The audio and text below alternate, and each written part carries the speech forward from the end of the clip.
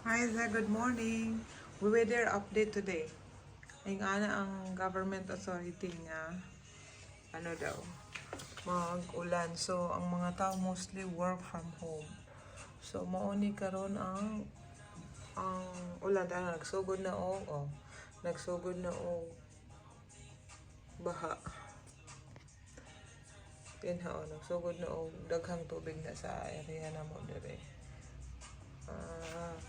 Kaya work from home meron. Araw. Di pa kaya kusog ang ang daghan ng tubig pero tara medyo na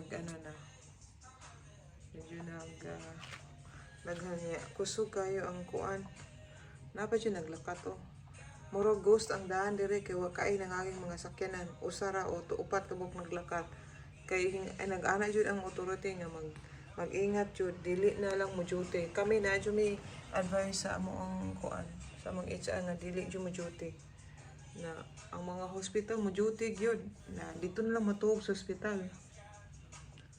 Mao ni siya ang weather update karon. Hingana ang weather update karon nga alas 10 hangtod alas 12 mo kusog. So muna nga pero naara japay nang nangagi mga sakyanan. Pero hopefully dili ni mo kuan. Okay ra mo kusog ang hangin basta dili lang jud kay kusog kayo ang nara daghan na kayo na daghan na tubig. Di pa gani na kusog kayo, pag ganun kadlaw kusog kayo ang hangin. So mao na siya weather update at the moment. We'll update you. Bye.